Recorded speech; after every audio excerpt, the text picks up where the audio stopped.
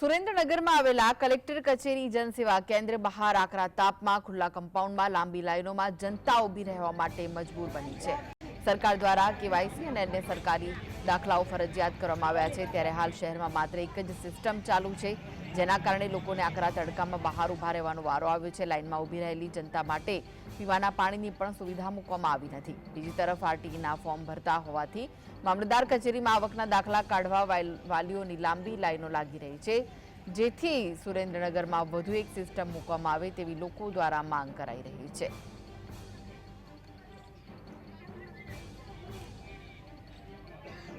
તો સુરેન્દ્રનગર વાસીઓને ફરી એકવાર લાંબી કતારોમાં ઊભા રહેવાનો વારો આવ્યો છે। આકરા તાપમાં લાંબી કતારોમાં જોવા મળી રહી છે। સરકાર કેવાયસી અને દાખલાઓ ફરજિયાત કરે છે, પરંતુ સિસ્ટમના અભાવ હોવાના કારણે આ કાર્યમાં પણ વિલંબ થઈ રહ્યો છે। શહેરમાં માત્ર એક જ સિસ્ટમ ચાલુ હાલતમાં છે, જેના કારણે લોકોની લાઈનો જોવા મળી રહી છે। કલેક્ટર કચેરીમાં જનસેવા કેન્દ્રની બહાર લોકોની લાંબી કતારો છે। રેલવે ભરતી માટે નોન ક્રિમિનલ જાતિના દાખલા, આવકના દાખલા કાઢવામાં પણ લાંબી લાઈનો છે। સુરેન્દ્રનગરની જનતા ફરી આકરા તાપમાં લાઈનોમાં ઊભા રહેવા માટે મજબૂર બની છે।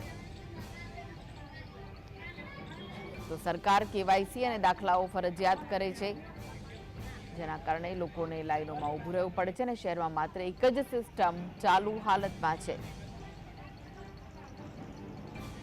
કલેક્ટર કચેરી બહાર જનસેવા કેન્દ્ર બહારના કમ્પાઉન્ડમાં લાંબી કતારો જોવા મળી રહી છે।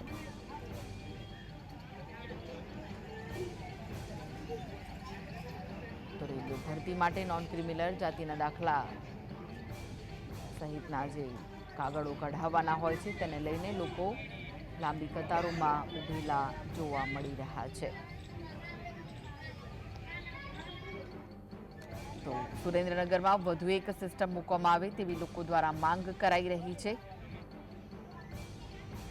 કારણ કે માત્ર એક જ સિસ્ટમ ચાલુ છે, જેના કારણે લોકોને આકરા તડકામાં બહાર ઊભા રહેવાનો વારો આવ્યો છે। લાઈનમાં ઊભી રહેલી જનતા માટે પીવાના પાણીની પણ સુવિધા મૂકવામાં આવી નથી। બીજી તરફ આરટીઈના ફોર્મ ભરાતા હોવાથી મામલતદાર કચેરીમાં આવકના દાખલા કાઢવા વાલીઓની લાંબી લાઈનો લાગી રહી છે।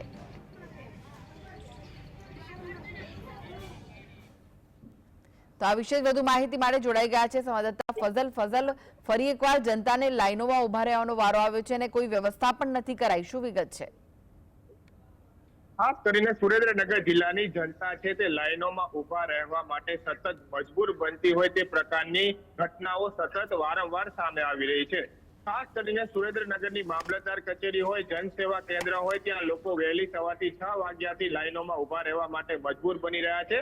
મામલતદાર ઓફિસની જ્યારે વાત કરવામાં આવે તો હાલમાં રેલવે અને ખાસ કરીને આરટીઈના ફોર્મ ભરવામાં આવી રહ્યા છે, જેને લઈને આવકના દાખલા, નોન ક્રિમિનલ કઢાવવા લાઈનો છે। તો જ્યારે બીજી તરફ જનસેવા કેન્દ્ર આવેલું છે, ત્યાં કેવાયસી કરાવવા માટે અરજદારોની લાંબી લાઈનો જોવા મળી રહી છે।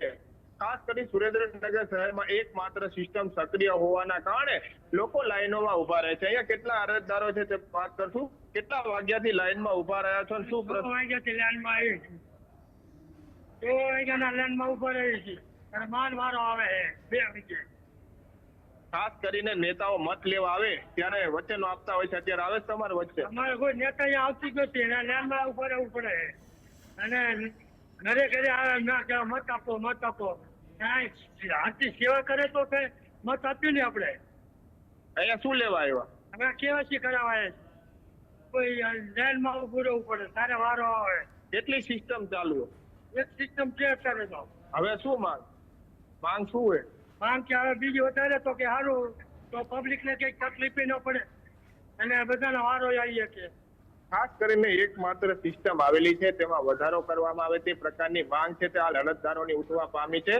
નેતાઓ મત માંગવા આવતા હોય છે, અધિકારીઓ એસી ઓફિસમાં બેઠા બેઠા વાયદાઓ આપતા હોય છે અને સૂચનાઓ આપતા હોય છે, પરંતુ હાલમાં સુરેન્દ્રનગર શહેરમાં મામલતદાર ઓફિસ, જનસેવા કેન્દ્ર અને આધાર કાર્ડ અપડેટ માટેની એકમાત્ર સિસ્ટમ હોવાના કારણે અરજદારો ભારે હાલાકીનો સામનો કરી રહ્યા છે। સિસ્ટમોમાં વધારો કરવામાં આવે અને તાત્કાલિક સિસ્ટમો વધારી અને આ અરજદારોને પડતી હાલાકી છે તે દૂર કરવામાં આવે તે પ્રકારની માંગણી કરવામાં આવી રહી છે।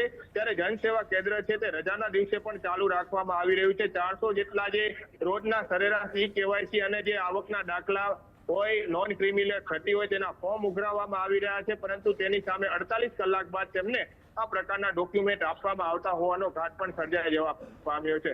સિસ્ટમમાં વધારાની માંગ છે. તંત્ર પણ આ બાબતે ધ્યાન આપે અને અધિકારીઓ અને ખાસ કરી ચૂંટાયેલા આગેવાનો પણ આ બાબતે ધ્યાન આપી અને સિસ્ટમમાં વધારો કરે તે પ્રકારની માંગ હાલ અરજદારોની જન સેવા કેન્દ્ર અને મામલતદાર કચેરી બહાર ઉઠવા પામી છે. જી આભાર ફઝલ સમગ્ર માહિતી આપવા માટે.